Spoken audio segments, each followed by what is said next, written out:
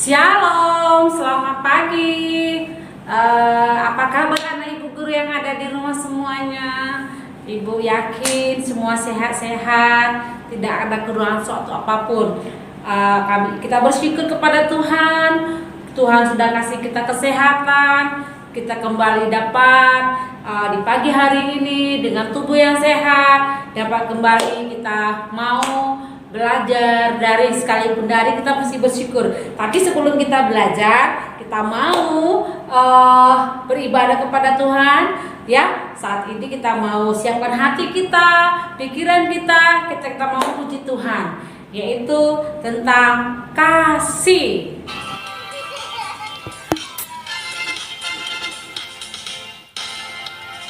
K-A-S-I-H, K-A-S-I-H, kasih, kasih, kasih, kasih, kasih, kasih, kasih.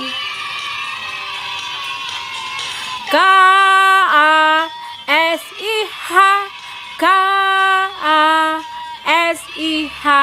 kasih, kasih, kasih, kasih, kasih, kasih, kasih.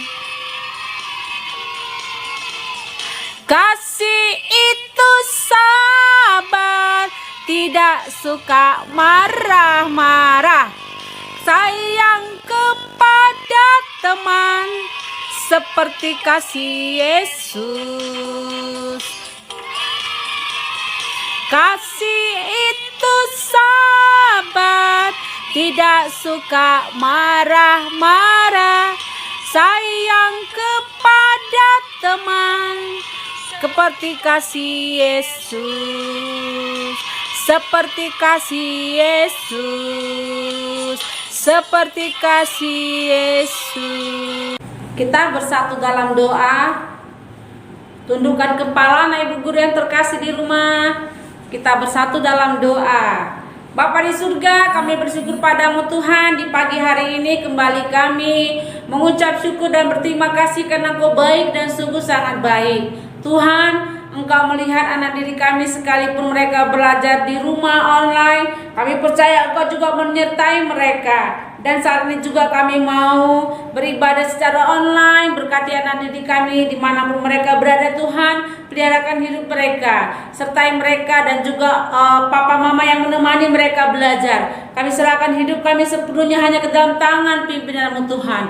Berbicaralah, kami siap mendengarkan firman-Mu. Biarlah firman-Mu masuk ke dalam hati dan pikiran anak didik kami semua. Dengarkan doa kami. Dalam nama Yesus kami berdoa dan mengucap syukur. Amin. Shalom, selamat pagi anak ibu guru yang terkasih. Kita mau buka Alkitab kita nak yang ada di rumah. Ibu yakin anak ibu guru semuanya mempunyai Alkitab di rumah ya. Ibu yakin. Oke. Kita mau buka firman Tuhan di pagi hari ini. Natsnya yang tertulis dalam Yohanes 13 ayat 31 sampai dengan 35. Dari 31 sampai 35 ya anak ibu guru. Ibu yakin yang sudah ada Alkitabnya, dia buka Alkitab, ibu sudah tahu itu. Oke. Tema kita mengasihi dengan kasih surgawi. Anak ibu guru yang terkasih, ibu bacakan ya natsnya. Dengarkan. Perintah baru. Sesudah Yudas pergi, berkatalah Yesus, sekarang anak manusia dipermuliakan dan Allah dipermuliakan dalam dia.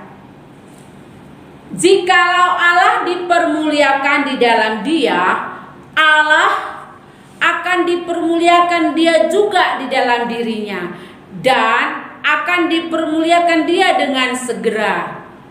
Hai anak-anakku, hanya seketika saja lagi aku akan bersama kamu. Kamu akan mencari aku, dan seperti yang telah kukatakan kepada orang-orang Yahudi, ke tempat aku pergi, tidak mungkin kamu datang. Demikian pula aku mengatakannya sekarang juga kepada kamu. Aku memberikan perintah baru kepada kamu, yaitu supaya kamu saling mengasihi seperti aku telah mengasihi kamu. Demikian pula kamu harus saling mengasihi. Dengan demikian semua orang akan tahu bahwa kamu adalah murid-muridku, yaitu jikalau kamu saling mengasihi. Ya, anak ibu guru yang terkasih, dapatkah kita mengasihi sesama? Jika kita tidak pernah merasakan dan menerima kasih Allah untuk berbuat baik, mungkin kita bisa ya melakukannya. Orang lain juga bisa berbuat baik, ya, bisa berbuat baik. Setelah Yesus berbicara tentang pengkhianatan oleh Yudas Iskariot, ia memiliki untuk mengikuti hatinya yang jahat, bukan perintah yang penting dalam kehidupan yang diberikan Tuhan Yesus kepadanya. Ya, udah ada roh jahat yang masuk ke dalam tubuh si Judas Iskariot. Judas kehilangan bagian penting dari pembicaraan Yesus selanjutnya, yaitu tentang saling mengasihi sebagai sesama murid Tuhan Yesus. Tahu nggak anak ibu guru, Judas pengkhianat ketika mereka berkumpul, dia sudah langsung pergi. Dia tidak mendengarkan perkataan Tuhan Yesus lagi. Yesus memandang rencana jahat Judas Iskariot menyerahkannya kepada pemimpin agama Yahudi dan penyalipannya akan dihadapinya. Itu cara Allah Bapa kita untuk memuliakannya, serta jalan baginya untuk memuliakan Allah Bapa. Mungkin ini rencana Tuhan, dia disalibkan, ya. Yesus menunjukkan kedekatannya kepada semua murid-muridnya, sampai dia memanggil, bilang, anak-anakku, menunjukkan relasi yang hubungan yang sangat dekat dan yang kental mengasihi murid-muridnya. Yesus memberi perintah supaya mereka saling mengasihi. Sebagai standar yang diberikan Tuhan Yesus, mereka harus menunjukkan saling mengasihi di tengah-tengah dunia, yaitu dengan cara dunia mengenal mereka. Mereka saling mengasihi sebagai murid Tuhan Yesus, dan dunia melihat, wow, mereka ini adalah murid Tuhan Yesus. Perintah itu berlaku untuk semua orang yang percaya di sepanjang masa sebagai anak-anak Allah, ya. Kita telah ditebus, ya, dengan darah pengorbanannya di kayu salib, secara pribadi mengalami kasih Allah, ya. Yesus beri kesempatan untuk mengasihi sesama manusia dengan kasih yang dari surga, ya. Kasih itu hanya kita alami, namun kasih itu akan menjadi bukti bahwa kita adalah murid Yesus, ya. Sudah murid Yesus yang mengasihi Dia. Sudahkah kita mengasihi sesama tanpa memandang bulu seperti Yesus mengasihi kita? Di dalam Yohanes 13 ayat 35, dengan demikian semua orang akan tahu bahwa kamu adalah murid-muridku, yaitu jika kamu saling mengasihi. Kita disebut murid-murid Tuhan Yesus, katanya, jika kita saling mengasihi satu sama lain. Ini adalah perintah yang diberikan Tuhan kepada kita. Tapi ingat, apabila kita tidak mengasihi orang lain, kita bukan murid Tuhan Yesus, ya. Jikalau kita melakukan apa yang diperintahkan Tuhan Yesus, yaitu saling mengasihi, kita disebut murid Tuhan Yesus, ya. Yesus terlebih dahulu mengasihi kita.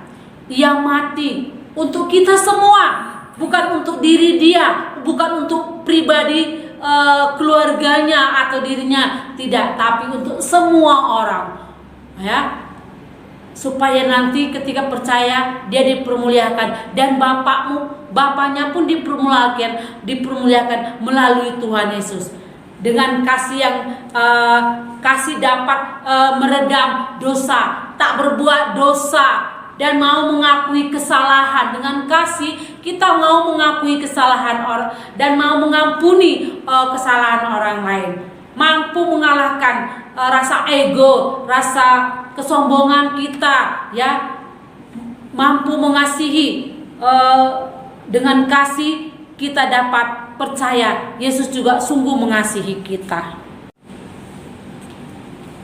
apa yang penting dan bernilai dalam hidup ini. Karena sesuatu yang bernilai, yang penting adalah sesuatu yang dapat bertahan lama dan kekal. Apa itu? Itu adalah kasih. KASIH, kasih. Kasih tak dapat berdasar dari batasnya. Kasih tak ada batasnya dan kekal adanya. Inilah yang harus dimiliki oleh semua orang. Hidup tanpa kasih sama dengan hidup tanpa Allah, dan Allah adalah kasih. 1 Yohanes 4 ayat 7-8. Barang siapa hidup dalam Allah, berarti ia harus hidup dalam kasih. Dunia ini membutuhkan kasih, ya, karena dunia ini telah berdosa. Dunia penuh dengan keserakan, kesombongan, iri hati, penuh dengan kemunafikan, ya. Tapi mungkin karena kasih, dunia dapat berubah, ya. Oleh sebab itu dunia membutuhkan kasih. Orang-orang haus akan kasih, ya. Banyak orang di antara mereka kehilangan kasih. Apa yang harus yang Yesus mau dari setiap kita orang percaya, ya? Yesus mau agar kita hidup dalam kasih, hidup dalam firman-Nya, hidup dalam ketaatan, ya. Baik di antara kita semua orang percaya maupun di antara orang yang tidak percaya, kita harus beritahukan mengapa kita perlu mengasihi mereka. Karena satu, kasih itu adalah orang yang penting. Kasih itu adalah penting. 2, karena di dalam kasih kita saling mengasihi yang disebut dengan murid-murid Yesus. 3, karena dengan kasih kita mengasihi dan menutupi banyak kesalahan. Anak ibu guru, mengikut Yesus ternyata tidak gampang, ya. Karena barang siapa mengatakan bahwa ia adalah di dalam dia, ia wajib hidup, ya, wajib hidup sama seperti Kristus telah hidup, ya. 1 Yohanes 2 ayat 16. Yesus berkumpul dan bersama murid-muridnya menceritakan bagaimana nanti dia akan meninggalkan dunia dan ada seorang penjahat, pengkhianat yang menyakitinya, ya. Tapi satu penting dalam terakhir dibilang Tuhan Yesus, inilah saling mengasihi, dan itulah adalah yang paling penting, karena dia sebentar lagi akan menyelesaikan tugasnya di Bukit Golgota. Dia akan disalibkan, ya. Yesus memberi perintah supaya saling mengasihi. Jadi perintah itu adalah kasih. Maka kamu harus saling mengasihi. Mungkin dalam hati kita, aduh loh, bosan yang bicara yang tentang kasih itu aja. Nah, tapi oleh karena itu kasih harus menjadi bagian hidup kita masing-masing orang yang percaya. Jadi kita jika kita tidak berarti kita bukanlah orang pengikut Kristus, sekalipun kita mengatakan bahwa kita seorang Kristen yang setiap minggu pergi ke gereja, tanpa kasih kehidupan kita tidak akan memuliakan nama Tuhan dan memuliakan Bapa di surga. Perintah baru kamu yaitu supaya kamu saling mengasihi sama seperti Tuhan Yesus telah mengasihi kita terlebih dahulu. Jadi kita harus menuruti perintah yang dikatakan Tuhan Yesus supaya kita saling mengasihi orang yang tidak kita kenal, mengasihi orang yang kita kenal, bahwa membawa orang yang belum percaya kepada Tuhan Yesus. Kita menunjukkan kasih-Nya. Itu adalah bahwa kita menunjukkan bahwa kita adalah mengasihi Tuhan Yesus. Kenapa? Karena Tuhan Yesus terlebih dahulu mengasihi kita. Baiklah, kita bersatu dalam doa. Tundukkan kepala anak ibu guru. Kita mau menyatakan ucapan syukur kita kepada Tuhan dengan sikap berdoa kepada Tuhan. Bapa di surga, kami percaya kepada Engkau ya Tuhan. Engkau adalah Bapa yang mengasihi kami. Engkau mengirimkan Putra-Mu yang tunggal, yaitu Yesus Kristus, supaya kami orang berdosa yang tidak mempunyai kasih, beroleh kasih setiamu, dan kami melakukan kasih itu dalam kehidupan kami, bahkan kepada orang lain. Ini adalah perintah yang telah diajarkan Tuhan Yesus kepada murid-murid dahulu dan sampai sekarang dan yang akan datang. Perintah ini sangat penting. Perintah ini adalah kasih, karena Engkau adalah kasih Bapa yang penuh mengasihi kami. Terima kasih Tuhan, biarlah anak-anak-Mu juga mengerti akan rahasia firman-Mu dan mereka saling mengasihi, mereka percaya Engkau telah mengasihi kami dan terlebih dahulu. Terima kasih Tuhan, ampuni dosa kami, dengarkan doa kami. Dan nama Yesus kami berdoa mengucap syukur, amin. Shalom, terima kasih anak ibu guru, selamat belajar. Oke, kita harus saling mengasihi satu sama lain, karena kasih adalah penting.